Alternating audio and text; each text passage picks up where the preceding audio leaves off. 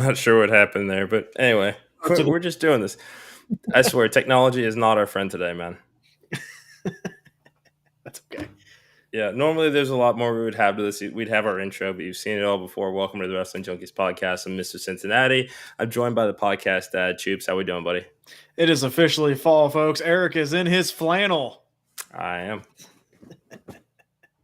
Had to. How are you doing today, Mr. Cincinnati?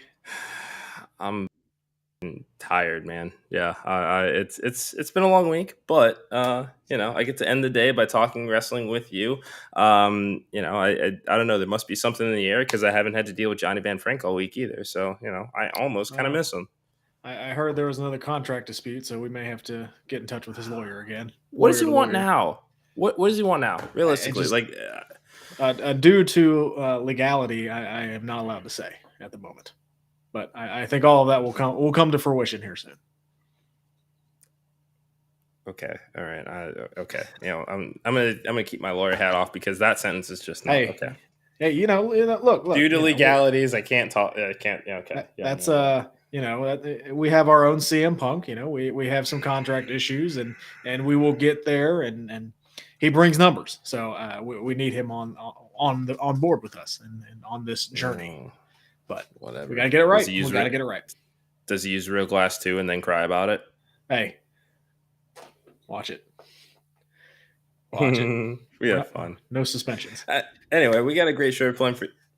No. Okay. All right. Okay.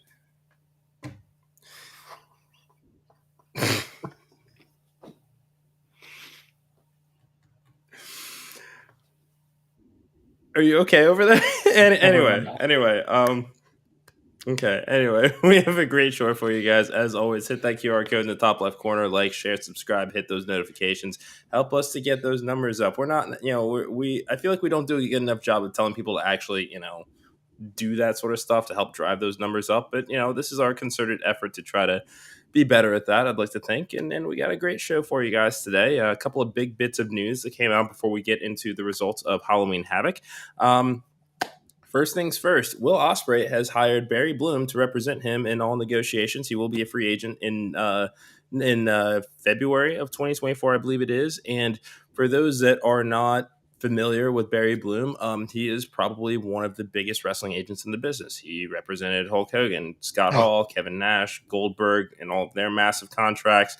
The list goes on. He is known in this circle for his representation.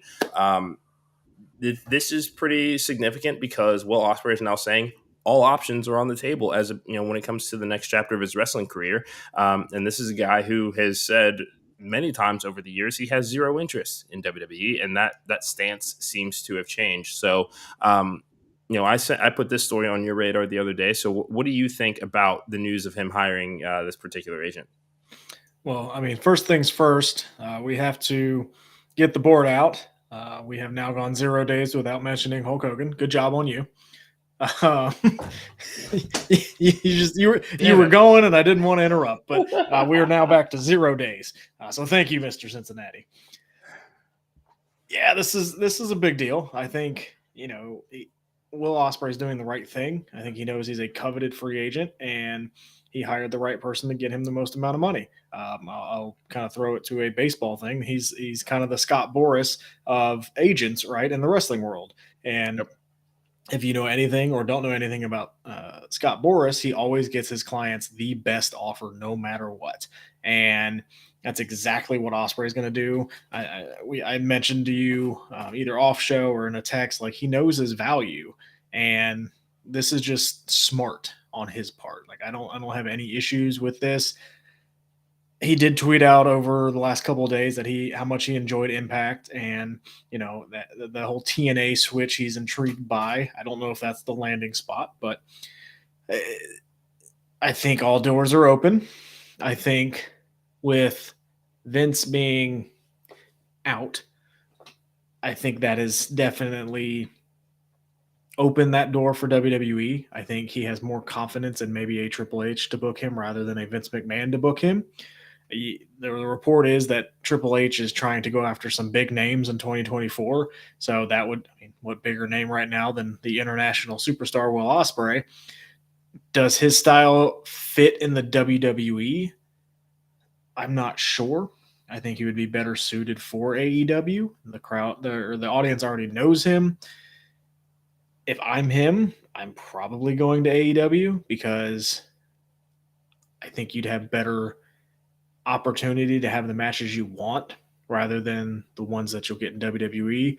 But at the end of the day, WWE is that thing that everybody growing up wanted to be in, right? Everybody wants to go to WrestleMania.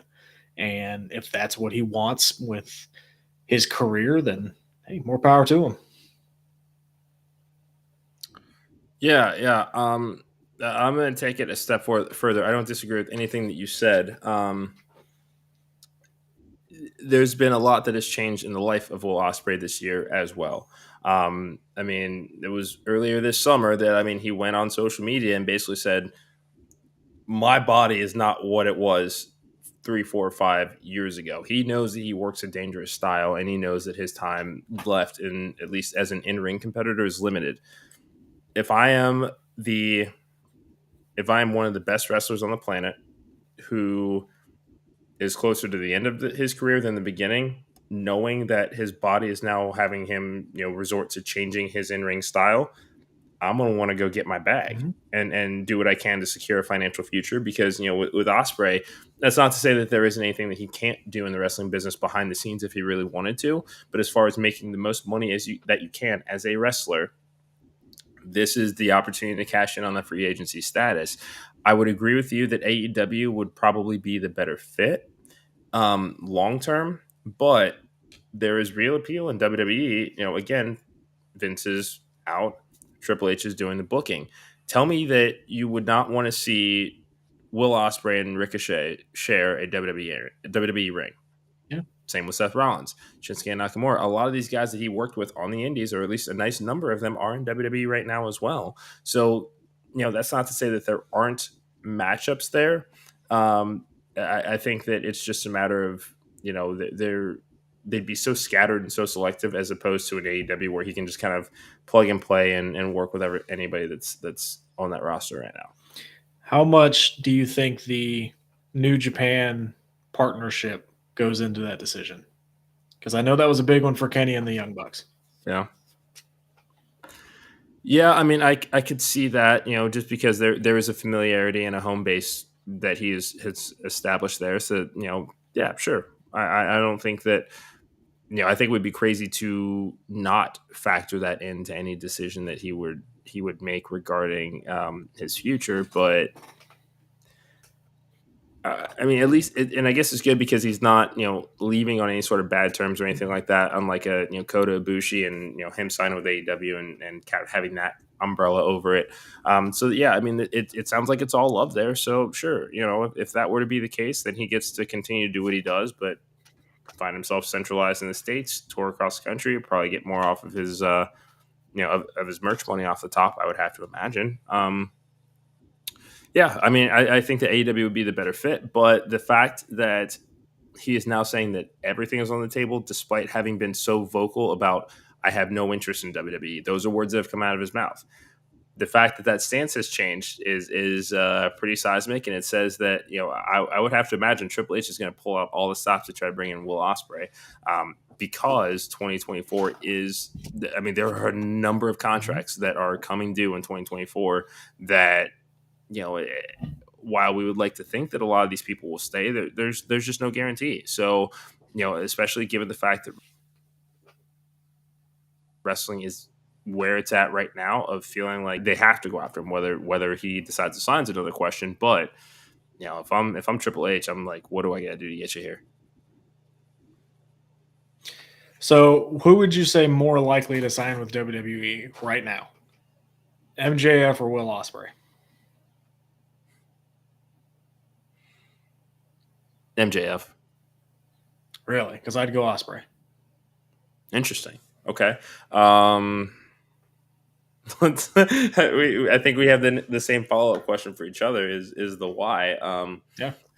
I don't know. I think with MJF, it's no secret bidding war of 2024. Yes, Max is a major get for them, but I think WWE still wins out money wise. And there may be additional creative freedom and things that he may not be getting. I mean, we don't know the details of what his deal is with Tony Khan, and let's not even rule out the possibility that he could have signed an extension when he came back last year, for all that we know, and he could be working us all. Let's assume that that is not the case. Look at Jade. Tony made a big money offer to keep her there. She said no. Now I get that there's differences in their placement on the card. Yes, they're both champions, but I mean, yeah, Max is their top guy.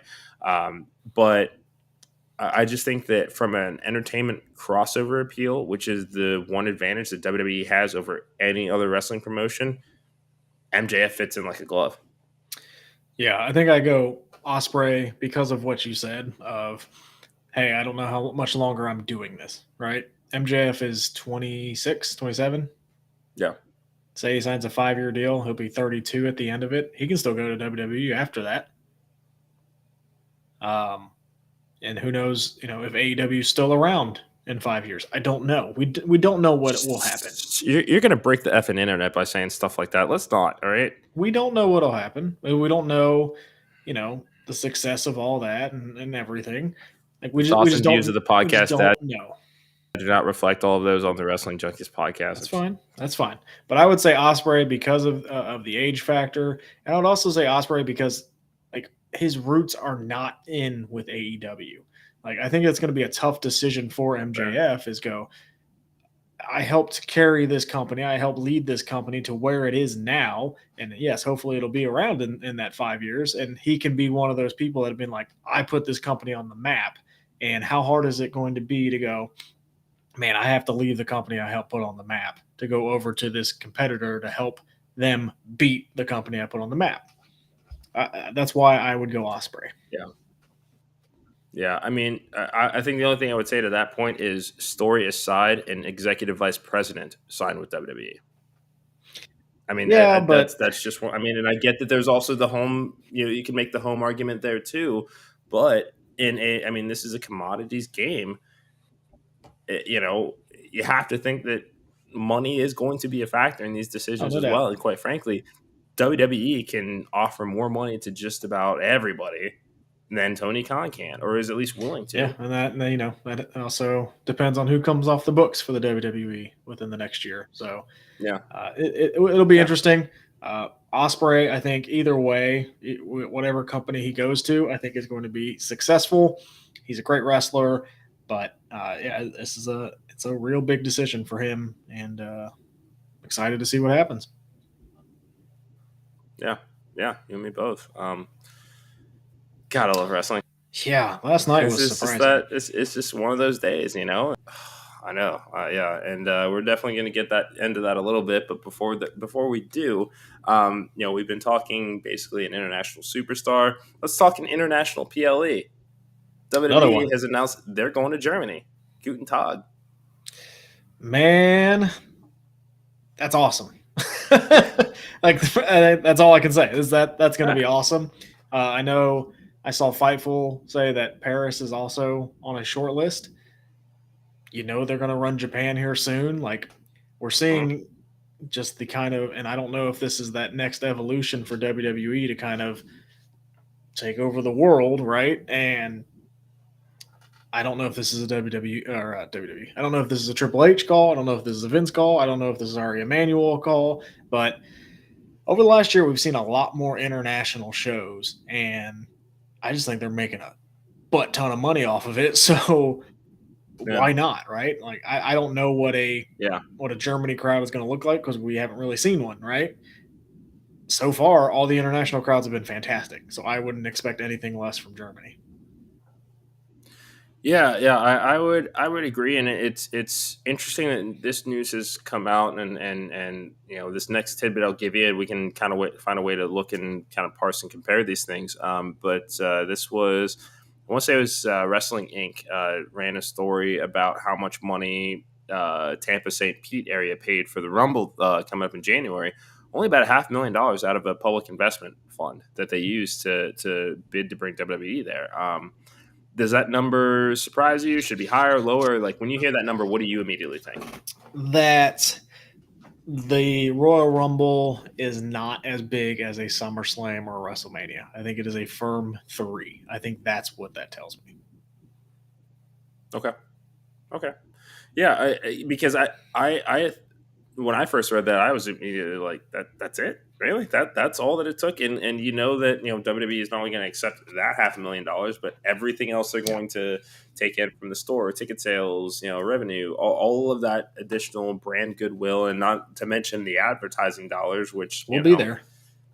license to print. Yeah, absolutely. So okay, yeah, no, it's and I highly doubt that we'll ever see anything out as far as what these international cities are bidding on to bring shows there. Mostly because I have zero interest in reading SEC filings. You would be the one to do it, not me. I know. Actually, I'll save that for the WrestleNomics. Yeah, that's fine. I will not go into that much detail, but no,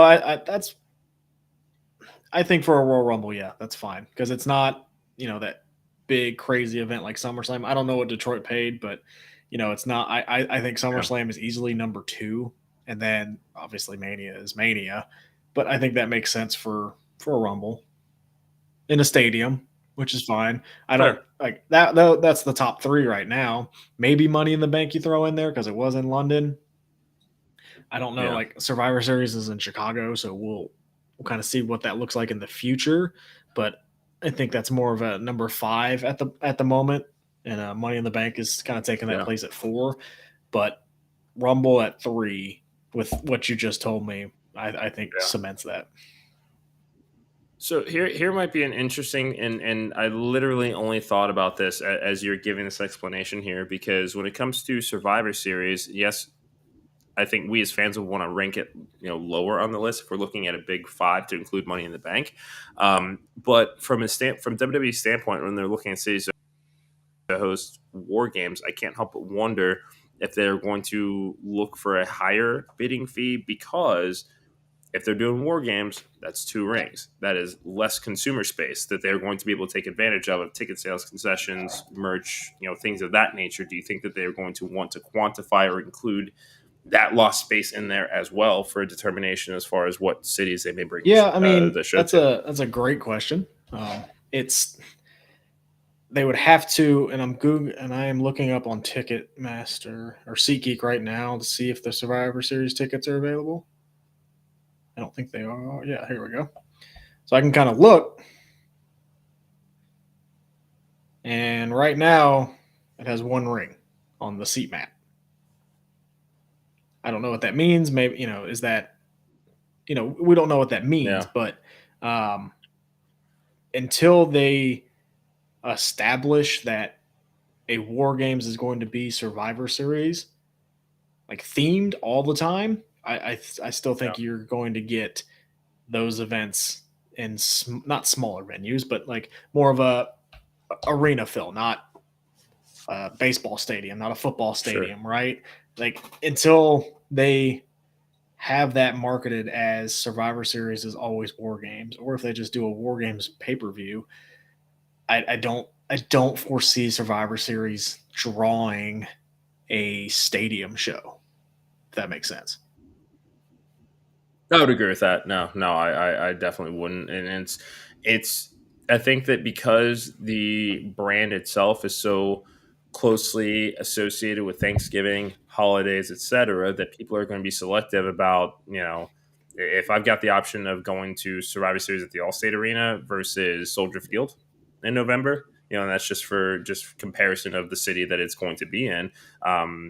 That arena show is going to be a cheaper ticket. Yeah, and I wouldn't want to go to Chicago in November at Soldier Field. Like I'd be freezing, right? So, sure.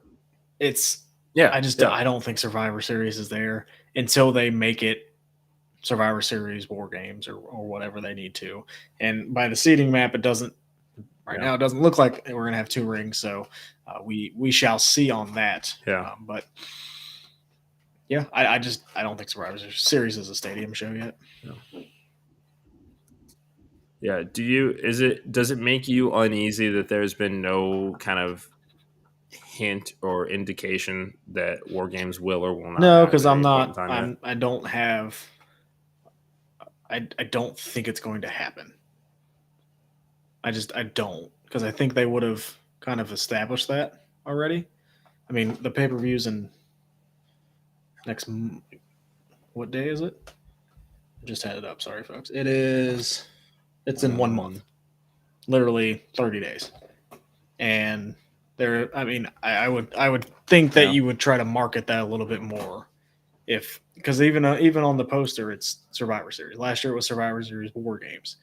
Like they had that in there, so That's true. Yeah. no, because I mean my hopes aren't up Yeah. with it. So hopefully we get a War Games later on. I don't know when, I don't know where, but doesn't look like it's going to happen this year. Yeah, I mean the fact that because I popped when Adam Pearce said let the games begin. I definitely did. I think Rhea also doing the recruiting Monday night was very interesting as well. Those would be kind of the only two things that would lead me to believe that it could happen. Um, yeah, I'm selfish. I want to see it happen, so I'm going to say that it does. But I have no context other than those 2 points Yeah, with which it'd to be support fun, my but hypothesis. I don't know if there's a feud hot enough right now to put into War Games like there was last year. Yeah, that's fair. What's that? You know what was fun though? It was a lot of Night fun. one of Halloween Not Havoc. for not for any of the Golly. champions defending their titles, but Yeah, that is true. That is true. It was a bit of a shock night for night one, and as always, we're not going to go through every single match result. That's what our lovely ticker is for. But just kind of the big takeaways that we might have, and let's just kind of go back and forth on them. I'm going to start with Lexus King. I thought that debut really, really worked. I appreciate the fact that even though this is an entirely new name, new character, new presentation, they're not trying to get you to ignore that he is the son of Brian Pillman. This is very different from the initial debut of Braun Breaker, where they would, allude to the fact that he was related to them, but didn't want to touch that. So I very much enjoy this presentation and what they're trying to do with him. The match itself was unspectacular. I mean, like it just was what it was. It was a first match, get you a win. But I thought he looked great. I thought he felt comfortable. He looked like he belonged in that NXT spotlight there. So, there's some promise. yeah, I mean the entrance was fun. The match itself wasn't like you said, anything spectacular. I don't. You said it too. The finisher's not great. It's I hate the something finisher. that Yeah. I don't know. We'll see what happens. I was. I'm kind of in a wait and see mode right now with him. Like I said, the entrance was cool. It was fun. Jade looked better in the chair than he did, but later in the night she did. But yeah, I mean, it was Yeah. fine. It didn't, I'm not swayed either way right now on him. It's just kind of a wait and see approach for me at the moment.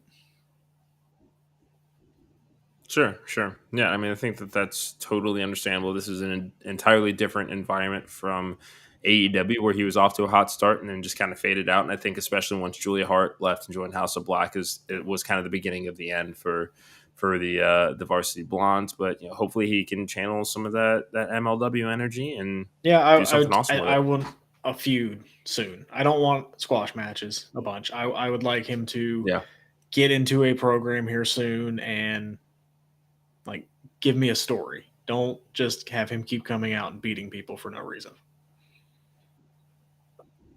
yeah. Let's That's give him fine. Baron Corbin. No, I'm kidding. Gable Stevenson. Yeah, they might. Ew, no. He deserves better than that. We deserve better than The that. hate. The hate is Damon real. Kemp, though, sure. The intense dislike is real. That's fair. The finals of the NXT Women's Breakout Tournament are set. Kalani Jordan, Lola Vice. I don't think this No, I surprised remember anybody. I did pick Ariana Grace as a kind of an upset. That didn't happen. I still think there's money in her, But yeah, this will be a fun final. Yeah. I don't know who wins. They went with Tiffany. Or no, excuse me, they didn't go with Tiffany last year. Who was it that won last year? So what, who's feuding with Tiffany at the moment? I'll Um, fire up my Google machine. while he does that, yeah, I think if I'm booking it, it's going to be Lola. I think she needs that rub, and she could have a. Oh, duh. It Oh, was Roxanne. yeah, there you go. Duh. Yeah. And she had a great match last night, by the way, too. Shout out to Yes. Yeah. shout out to that bump on your head there. Sorry about that, Kiana. That's Oof. ow. That looked like it hurt. Yeah, That looked like was it pretty hurt. grisly. Yeah. And you went through the rest of the match, so more respect to you. But if I'm booking it, I think Lola Vice wins. I think that's an easy program to set up. Like that could be a first title defense for Lila Valkyria. Say that one. Say that 3 times Lyra fast. Valkyria. You got it. Lyra Valkyria. Lyra Valkyria. Lyra Valkyria. Lola could be a fun first kind of test for her and kind of see what they truly have in Lola Vice. Because I do think they see something in her. She has the talent. She has the look. I think she could be what they're looking for in this kind of breakout tournament kind of aspect. Yeah, I would agree. There's just, and that's no disrespect to Kaylani Jordan either. But I think Lola Vice just has it all put together and is a little bit more advanced than Kalani's. That's not to say that she won't get there. I think that she's going to have a great 2023 regardless. I would even go so far as to think that she might qualify for Iron Survivor. Shot in the dark, yeah, or at least be in a last chance kind of opportunity to try to get in. Yeah. I think that they have enough there, with her to try to make that happen. Mostly because, a lot of and I don't know, maybe this is more to talk about once we, get into breaking down the NXT Women's Championship match itself. But I think now that, the title has been elevated thanks to Becky Lynch and creating a new star out of Lyra Valkyria, that, this could be a chance to, really elevate some people to kind of bring up with her. So she's got credible contenders, something that we're not seeing on Raw or SmackDown. Not yet. We're getting there. I know. You want to talk about impatient? Yeah. Hey, Chase U was the tag team champions, and you're still not going to get a heel turn anytime soon. It might just be the whole Chase U gets the heel turn.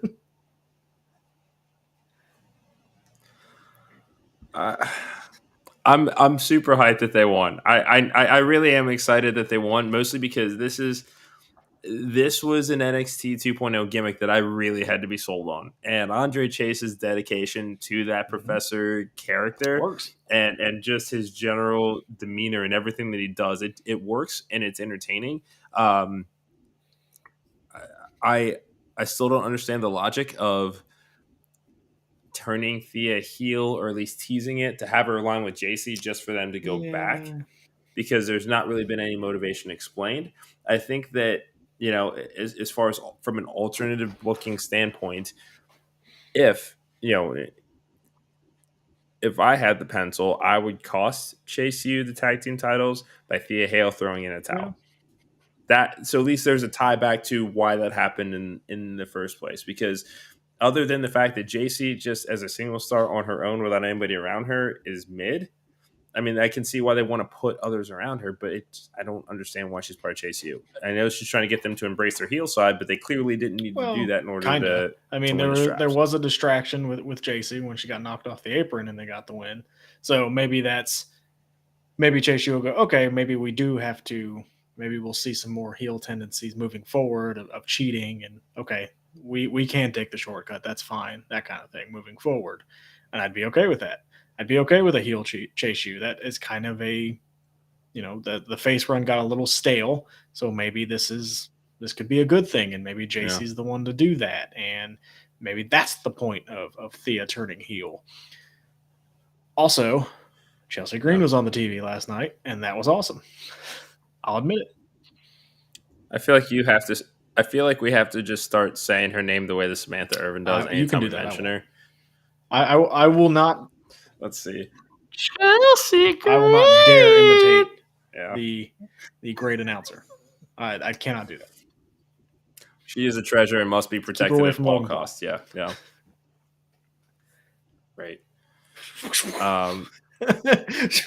was I gonna say? I was gonna say no. I had a thought. No, I had a thought, and it immediately left the station the second that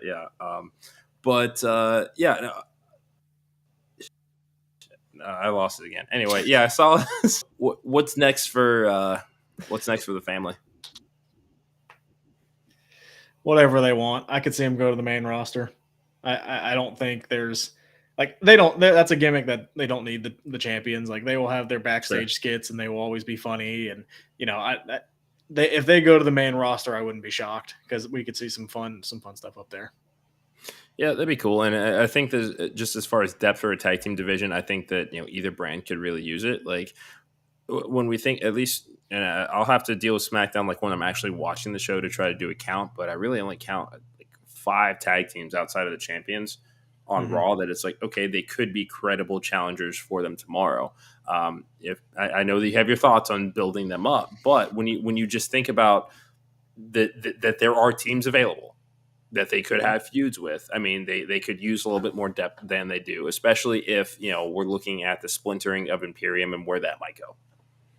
Yeah, it's again, I still think that that's a gimmick that doesn't really need to have like a championship level feud. Like that can be part of your secondary feuds with an Alpha Academy, which I think is a secondary tag team right now. Like that could be it. Like think of the skits with New Day and the family. Like that'd be hilarious.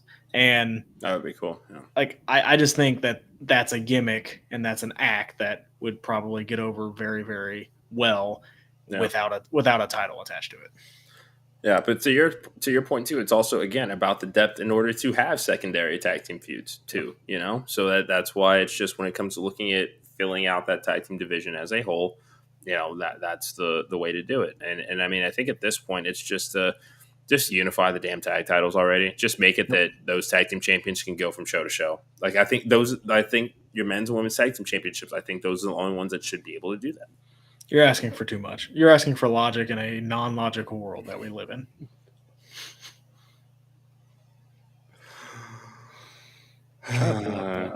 You see how you guys see how he talks to me, right? Just dashes my hopes, So Becky lost. That was crazy. So I'll be honest. I fell asleep. And I didn't realize until like the first text I saw was yours. It was just whoa, and I'm just right. So I guess I missed something. Yeah. And then to have and what was cool is YouTube had the entire main event was already up, and to watch that sequence and that finish, and just the hats off to both of them. I mean, this Becky Lynch NXT run has been exceptional, and when we look at main roster stars that have come back to have runs with the NXT Women's Championship, there's only one other person that's done that, and it's one of Becky Lynch's biggest rivals. And everything that Becky did to elevate that brand and that championship compared to Charlotte just taking the title and being Charlotte and added another champion to her resume, they created a star in Lyra Valkyria. And give her the rocket. The world's her oyster. She's going to be one to watch over 2024, and I can't. How dare you forget the Dolph Ziggler NXT title run?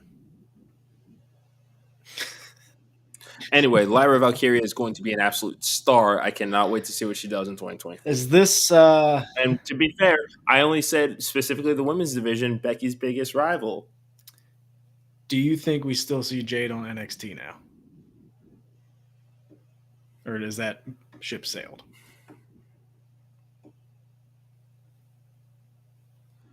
It would give. That's not to say that she couldn't. It would just give it the big fish, small pond vibe, which was what she was already doing in AEW. So if they were to, now that we know that there is a new champion, this would be a lateral move more so than a Did you just compare AEW to NXT? Oof. I just said. Send your hate mail to @EricRobinson on Twitter. Oof. Sucks for them because that's I'll not me find on you. Twitter. I'll tweet it So out. I'm sure you will. All right, Man. look, all that I'm saying, all that I'm saying specifically in that vacuum of big fish, small pond, because we were worried that she was running out of challengers, and there was no. They basically just were not going to elevate her to compete for the women's world championship. This would be essentially kind of the same thing. Is it's just like, yeah, these would be good matches, but when you would you rather have Jade Cargill versus Lyra Valkyria at a Halloween Havoc, or if you got the opportunity to do Jade Cargill, Becky Lynch at Money in the Bank or SummerSlam, or Survivor Series, or any of these shows, especially ones that have an international feel. Yeah, I mean, I'd be okay with either one at this point. I just want to see Jade wrestle. Yeah, and I know. Are you starting to get bored with the teasers now? No, I'm not. I'm that's okay. The anticipation. Like, okay, I'm ready to see her. I'm ready to see her in the ring. Ready to see her in the ring. I like what they're doing. I want to get there. I want to see what it looks like. Yeah. So, overall, really, really good match. We'll see what Becky does next. Maybe she's on to a Rhea Ripley feud. Hopefully, fingers crossed. But yeah, another thing I want to mention before we move on real quick to kind of preview AEW is I really like the backstage stuff with Mello last night. Like all of the stuff where the justice for Trick. Thanks for watching, Mello. Thanks for watching our show. Like you completely stole that from us.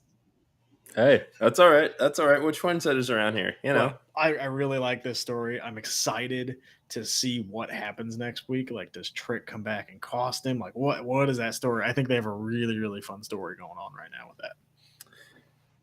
Yeah, I mean, because that was, and I was talking to my brother about this today too. Of just, I don't know. I'm almost feeling like he didn't do it because there has been so many fingers pointed at him.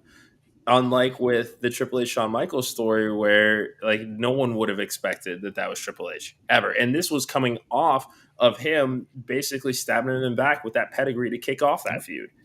So without there being any sort of on camera inference of tension, it's just like, okay, well, maybe he didn't. It's a fun story, man. It really, really is. Okay, before we get destroyed, I am going to read off what Dynamite has tonight because it is stacked. I was getting ready to do the same thing. Do it great minds think alike. Yeah, of course, it's all you, Daddy. All right, we have. Don't call me that. We have Juice Robinson and MJF for the Dynamite Diamond Ring, which should be a crazy match because MJF says he's going to kill him. I think it's time for Max to lose this one. 5-time. But why? Like, what? Okay, all right. We have a women's world title match with Ruby Soho and Hikaru Shida. Chris Jericho sits down with Renee Paquette. Swerve Strickland will address Hangman. Hook and Rob Van Dam against John Silver and Alex Reynolds. It is 2023. That boy needs something to do. Yeah, wait for it. I got more. The Young Bucks and Hangman defend their Ring of Honor tag team, 6-man tag team champions against the Hardys and Brother Zay. Bryan Danielson and Claudio take on Orange Cassidy and Okada. Yeah, that one's and great, the main event of the show, and what everyone is looking forward to. I know you're looking forward to it because I'm looking forward to it. Tony Khan has a gift for Sting. What is the gift for Sting? It's going to be a statue, isn't it? What's going to be the gift? Come on. Wildest guess. Go. I don't know, and I don't care. I mean, we have seen. I don't think it'll be another ring, just because Dynamite Diamond Ring. Is he going to give him like a derby hat, like Martha Hart? Let's leave Martha out of it. We're really. What if he gives him a golden bat? Okay. That could be cool because I immediately thought bronze statue, but that was what was part of the whole Seth Rollins feud, and that became a whole. Things were never the same. I don't know. Whatever. It is what it is. I mean, Get excited. This is a weird way to kick off the Sting retirement tour. That's all I'm saying. This is gonna be great. I can't wait to see this. Tony Khan on live mic is just gonna be amazing. I cannot wait to see what he does. How many over under shots he takes at WWE? 1.5.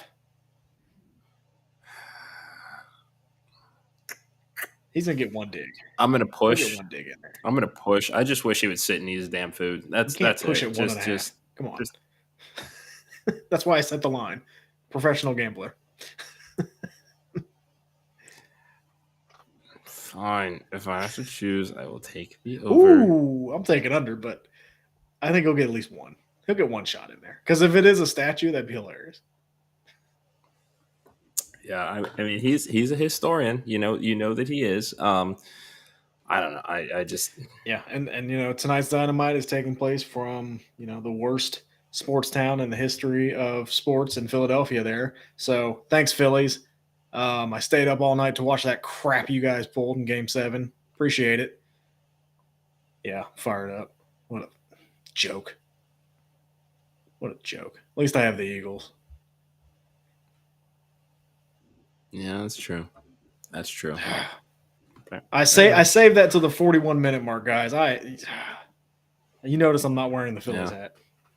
It's because it's in my basement after I kicked it across the floor. That's not okay. It's all right. You know the feeling about losing. It is. Yeah, I know, and it's gonna sting for a little bit, but guess what? This too shall pass, my friend. See. Maybe that's what the gift will be. Maybe Bryce Harper will come out and say hi to Sting since he's not doing anything anymore.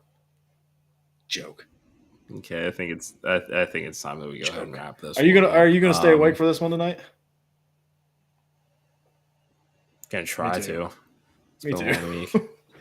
It's I want to see the gift though. Yeah, I do want to see that. I mean, there's some solid matches here. I mean, other than the Orange Cassidy Okada team up, I mean that would be the only match like I want to see live. No, I want to see MJF and Juice. I want to see what that's going to be because I mean MJF has straight up said he's going to murder him. Do you think that's just going to be a bloodbath? I mean, it could be. It's just I don't know, and I feel like we're getting in the weeds on this, but I really don't care about the Dynamite Diamond Ring. I don't see what more it adds other than helping to advance this story with MJF and Jay White and the larger Bullet Club as a whole. What relevance does that ring have throughout the year other than the occasional prop for Max to use during his matches? Quite frankly, we don't even know if he's swapping them out. He could be using the same ring from the one he won 4 years ago and not switching it. I don't know. It doesn't do anything for me. Hey, you ain't got to get hot. Whatever. Sorry, I felt it as I was. I just asked you a question, and you came after the podcast, Dad, like he stole your lunch money. Oh, wrestling's fun. Send us home, Eric. It really is. Yeah. Again, thank you so much for watching this episode. Hit that QR code, like, share, subscribe. Help us to get those numbers up. I think we got 54, 55 YouTube subscribers. We can do so much better than